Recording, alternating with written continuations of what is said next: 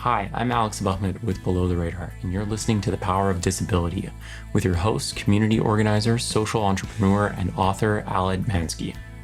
This is a 6-part series of the Below the Radar podcast. The Power of Disability features interviews with special guests centering and celebrating the contributions of people with disabilities.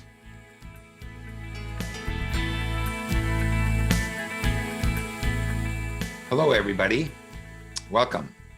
I'm Al Etmanski, and this is the Power of Disability podcast. In this series, we highlight what history has overlooked. They've overlooked the contributions of people with disabilities, or they've separated their disability from their contributions. Today's Power of Disability guest is longtime friend, Barb Goode. Barb is one of more than 100 people that I profiled in my latest book, The Power of Disabilities, 10 Lessons for Surviving, Thriving, and Changing the World. Welcome, Barb. Thank you for having me, Al.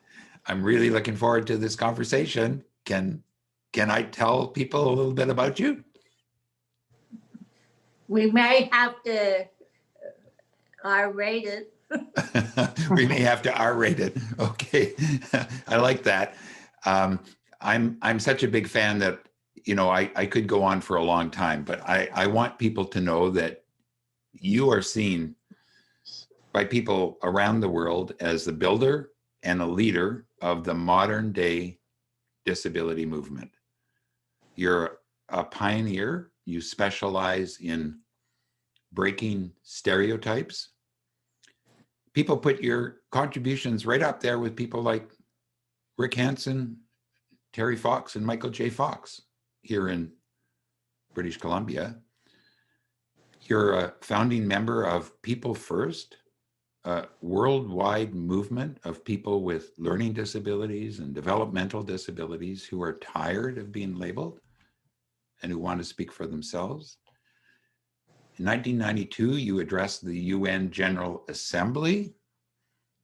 You're an author. Your memoirs, A Good Life, Memoirs of a Disability Rights Activist, is, in my view, a really important contribution to literature and to social change.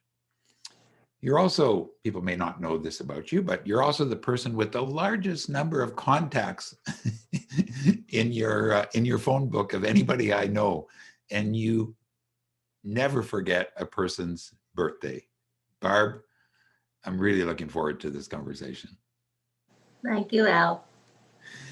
So you're joining us from your home in Burnaby, and you've got your friend and working partner, Aaron, beside you. Now, I don't know if you want to describe Aaron. I know you do a lot of work together, a lot of consulting together. Do you have a description for him?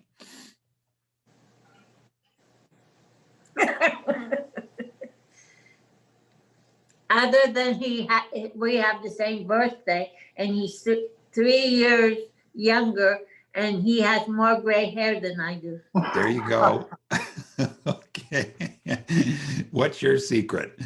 Now, I think there's something else about the two of you that people may not know that I discovered, is that you taught Aaron's son that it was okay to have ice cream for dinner as a main course, not for dessert, but as the main course. Is that true?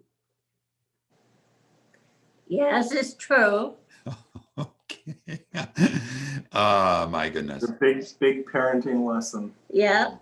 So maybe that's why he's here, is that he's actually here because he wants to keep his eye on you. Barb, I want to get to some of the work that you've done and that you're still doing, because you've accomplished so much. But before I do that, I'd like people to get to know you a little bit better. And so you've heard how I described you, but how would you describe yourself? If somebody asked you, can you describe yourself in a couple of sentences, what would you say? What would you like people, to know about you?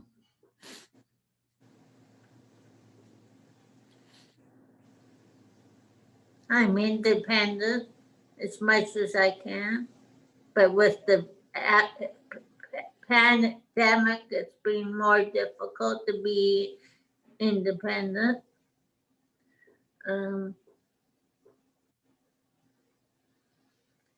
I like to be able to help people as much as I can.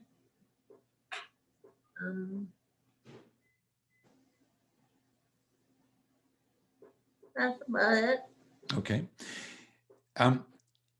In your memoir, you talk about growing up, about your mom and your dad. I think you had a very special relationship with your dad, and your book is full of recipes as well. So, were you a family that cooked a lot together, or are these just memories that come forward through food? I guess, like,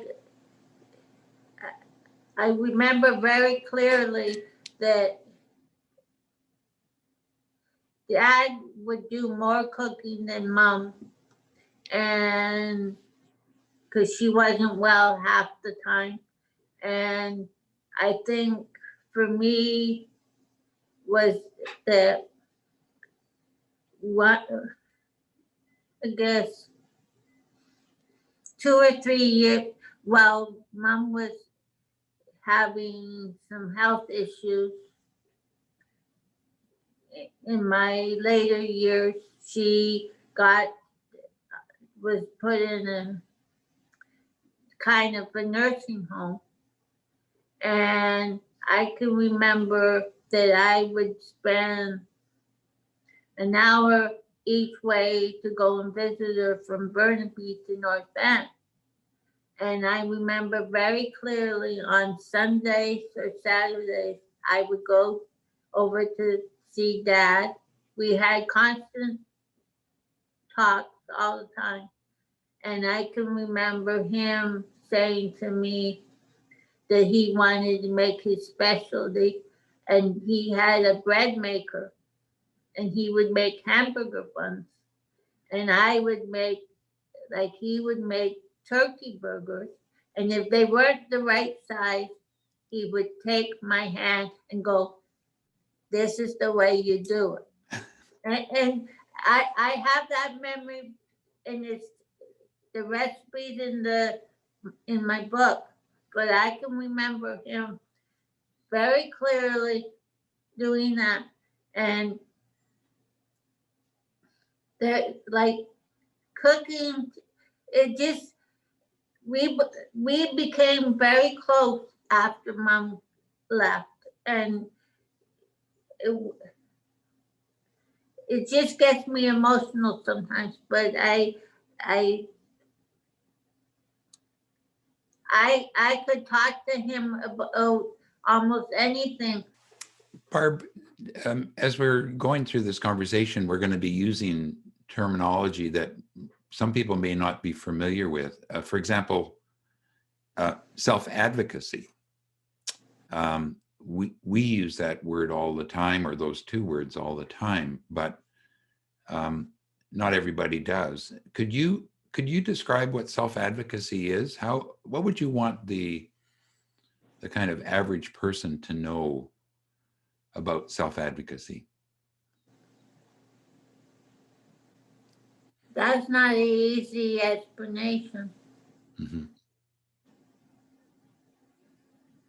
I guess have someone that has a learning disability, or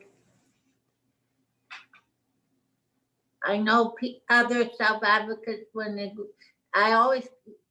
I explain it one way, and you could talk to, say, George Smith down the street, and he might say it differently. And that, in my mind, that's fine. But, we're all people, and we're all trying to do the same thing. But for me, it's someone with a learning disability and someone learning or has been talking for themselves and trying to educate people and help themselves. Okay.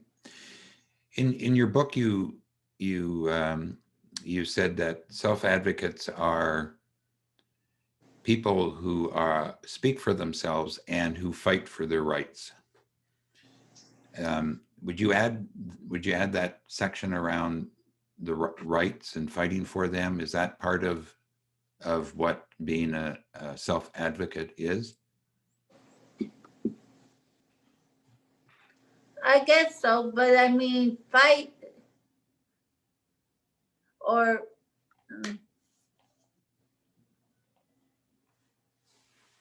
understand, I guess fight and understand about our understanding that we have these rights that like everybody else, but, Yeah. but sometimes we have to, I guess,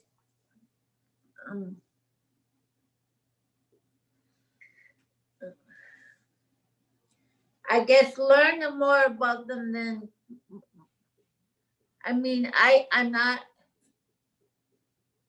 I guess learning how to be,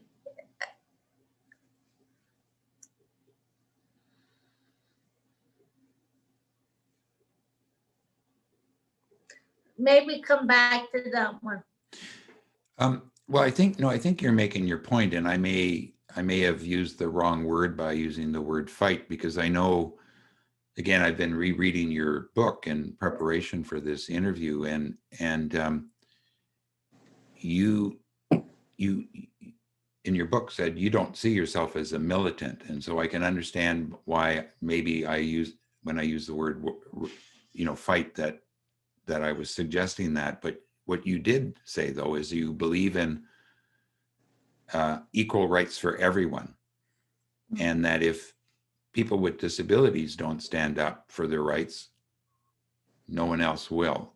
And so I think that's what I heard you getting at here, and maybe why you were a little cautious about associating that with the word fight. Did I kind of get in there? A little. But, I mean, I think that everybody is learning how to speak. Yeah, that's what it is. Speak up for themselves. Yeah. But you have to learn how to do it not properly, but learn how to,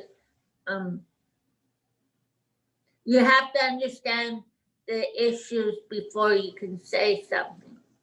Excellent. So that's what I wanted to talk to you about.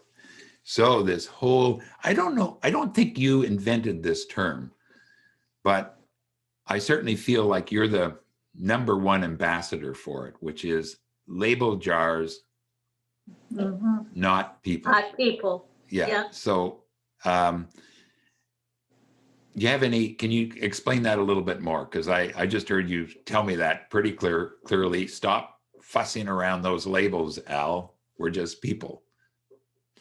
You have anything more to add? But why do people say, we're all people, we're all trying to get by? I mean, like, you're a man, Aaron's a man, I'm a woman. That's a label.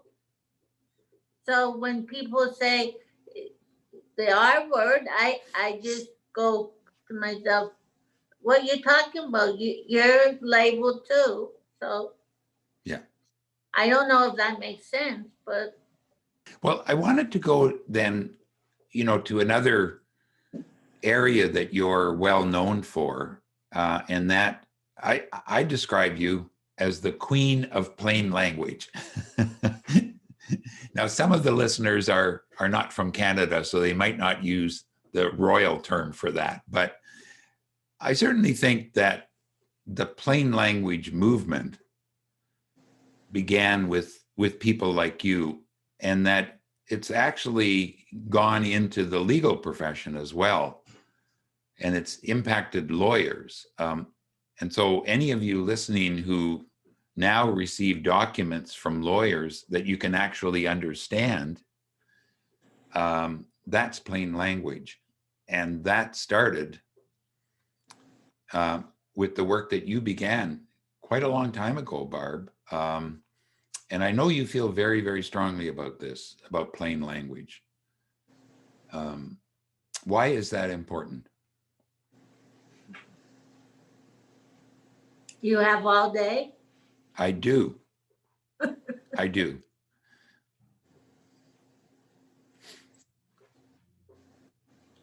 I think one of the reasons being is that I think if the words are very powerful, and if we use complicated words, you're going to leave people out of conversation. And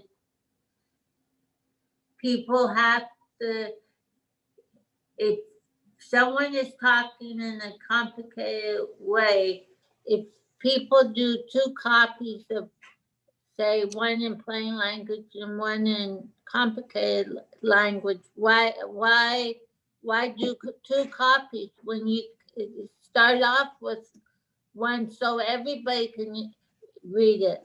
Mm-hmm. I don't want, like, there might be a book that I have plenty of books and people think that I read them all, and I just like them because they're I like the title of it and I like to be able to understand it, but I don't understand half of them.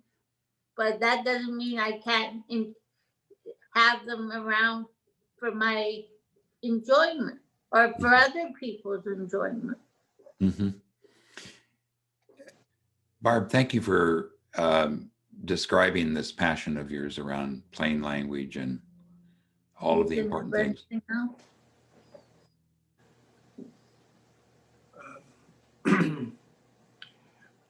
I think, the other day when you were talking about plain language to that group, you were talking about it as a kind of entryway into a different way of seeing everything, everything in the world. I thought that was pretty interesting, right? Like if we have to stop and think about different ways to communicate, and there was a lot of agreement that your way was better, right? That often we're all just pretending to understand what we're talking about, and to actually do that authentically.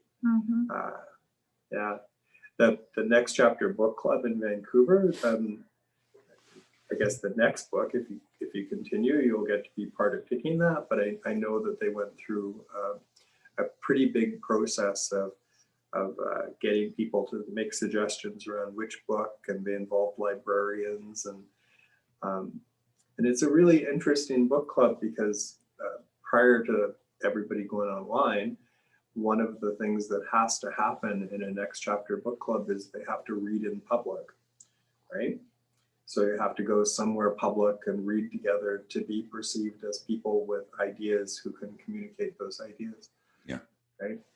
So, yeah. So Barb, from what Aaron has said, is there anything else does that remind you of anything else you'd like to say about plain language?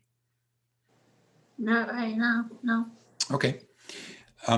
So Barb, I'd like to talk a little bit about your involvement in a very, very famous court case, the case of Eve. And I know when I was interviewing you for my book, I thought that the achievement you'd be the most proud of would be going to the United Nations, and you said not at all. What I'm really much more proud of is my involvement with People First and intervening in the Supreme Court of Canada to protect a young woman whose name for the court case became Eve.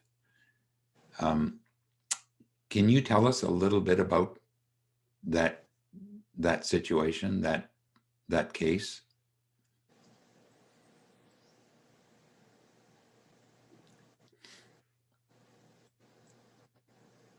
That's a hard one because knowing where to start. Mm-hmm. CAMR or CACL, Canadian Association for the Mighty Remarkable, or Canadian Association for Community Living. I was on the board of CACL at the time, And I can remember, you remember Dave Vickers, I do. a lawyer? How he and I were on the board from BC, and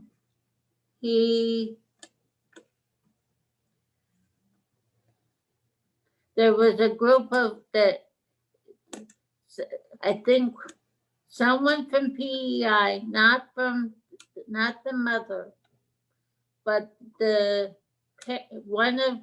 she wasn't on the board, but I think a friend of hers, the parent of she was on the board of CACL at the time, and she told us all about Eve's mother wanting to take the Eve case to the take her to the court and get her daughter sterilized. But what's the court before? Not the. There was something that happened. The mother wanted to take her not to the court, but she wanted to take her. You remember that there was something? I think by the time you and People First and the Canadian Association for Community Living, now called Inclusion Canada, got involved, you wanted to support Eve and prevent her from being sterilized, because there was no good medical reason for doing that. And more importantly, you wanted the intervention. You wanted to go to the Supreme Court as a group of self-advocates, as a group from People First. But I'm sorry, not everybody was involved with People First at the time. Okay. It was just people, like, I don't think Harold was on. No, it wasn't just People First members. It was people that were sent. They were on my committee, the Consumer Advisory Committee, and we just got stuck. We found out about the court case because in my mind, that the CACL didn't want to do, they were parents and other people, and they didn't feel they could do anything. Yeah. No, they wanted to have her, they were agreeing with the mother. Yeah. So this was a big departure, I would say, where you had to step up as self-advocates and challenge the board of CACL and challenge parents and say, wait a minute here, we can't sterilize people for no good reason. And I think you told me once that you were roughly the same age as this woman who was called Eve, and that you realized that if you weren't careful, the same thing could happen to you. So you decided to take the lead here with your Consumer Advisory Committee. Do I have that right? You do. And the other thing is that there was one member on the committee. He was sterilized without his consent in an institution in Alberta. Mm-hmm. So it just that made it more that I wanted to do it, like both of us, but there was other people too. But he and I and one other person were on the committee the whole time that we were talking about this. Like it wasn't just, it didn't take just 6 months or something. It took a long time to get to court. Do you remember how long that that was in total? How many? It was years, wasn't it? Yeah, a long time. Long time. Somewhere in the neighborhood of 7 or 8, 9 years, I think, from beginning to end. I think we talked about it a lot with as a committee, and it took a long time to get to the Supreme Court. Yeah. But I might be fuzzy about that part. yeah, it's the actual time is not important. It just was a long time, but you were able to keep going. And so what gave you the strength to keep going through that long period? I don't know if it was the same back then, but I think looking back on it, it was because we felt that we needed to do something for Eve. Yeah. You know, not to have her sterilized or have something done to her that she didn't have a clue about. Yeah. So can you tell us what the result was, the final result? That no one should be sterilized without their consent. Yeah. And I think it's changed over the years. That I think if it's for medical reasons, it's different, but I'm not sure. This decision of the Supreme Court was unanimous.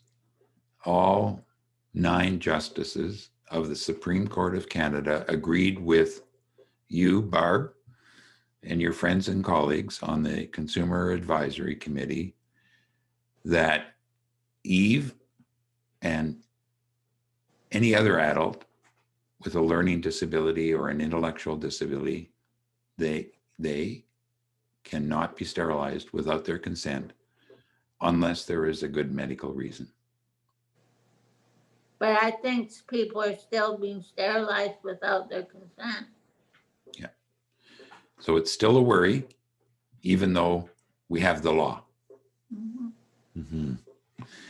And I know that later on, this decision of the Supreme Court of Canada went to the United Nations. And so when the UN, the United Nations, established their convention on the rights of people with disabilities, they included the decision of the Supreme Court of Canada in their convention. How did that make you feel? Sorry, I don't remember that. Okay.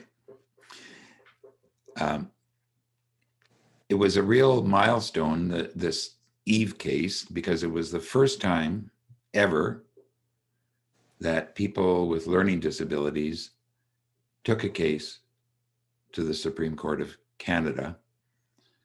And I know in your book that you said that if people with disabilities don't stand up for their rights, no one else will. And so it's a kind of example, a really great example of why that's important.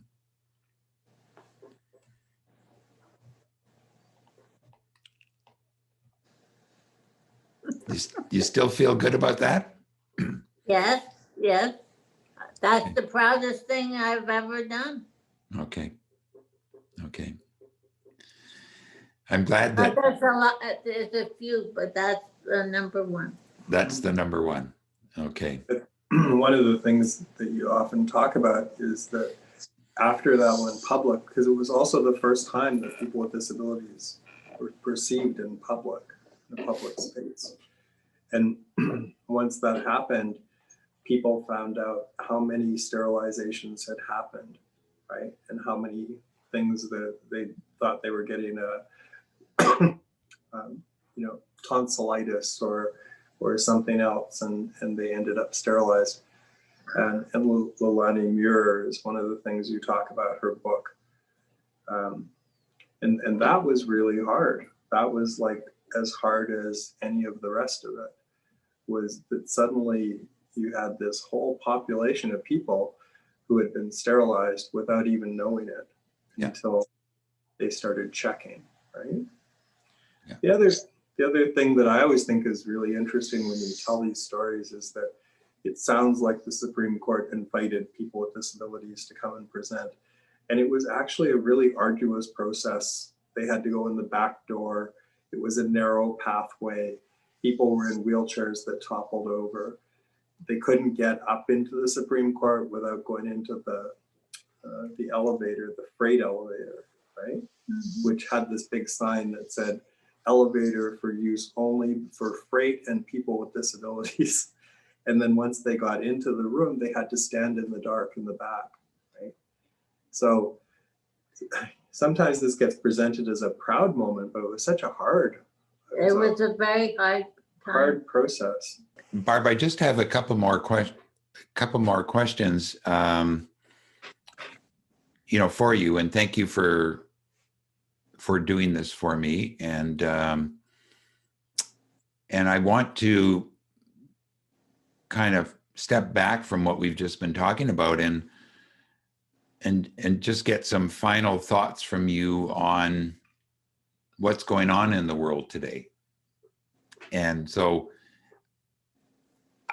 I'm curious because I think a lot of people see you as an elder, as a very wise person who has something to say about the way the world works and the way the world could work. And so I just wanted to ask you, what's your hope for the future? Do you have a dream that you would like to see appear? She wants to support young people like myself. I think that getting people, the thing that I've really missed is having one to meet, like meeting like this in person. Like, it's fine and dandy to do it on Zoom, but I mean, by the time this is all over, we'll all be amazed at how well we're doing on Zoom. But I mean, for me, I could do without it. Mm-hmm. I have my ways of communicating with people. I don't need Zoom. And because it gets frustrating having to I'm learning all about different things that my mind can't compute all the time. And I get mad at myself because I'm telling you things but anyway, is that I find really, I get a block, and it's not it's just day-to-day things sometimes, trying to remember, oh, you didn't do this, why didn't you do this, and why aren't you doing this now? Like, I get so mad at myself. I want to do things. It's my health, it's the COVID, it's a lot of things, but I don't know if that makes sense. But for me, right now, I just get so frustrated. Yeah. Do you listen to or watch the news at all? You don't. So you don't pay attention. No, because that gets me more upset. And yeah. Then people tell me stuff that's happening, and I'm going like to myself, oh, why do I need to know that? Yeah. Yeah. Day 41 of COVID. I could have told you that. I mean, even without the COVID, I don't watch the news much. Okay. It really upsets me, so I don't listen to it. So here's my last question to you then. What would you tell a young person who's starting out in high school and who has some kind of a disability? Do you have some advice for them?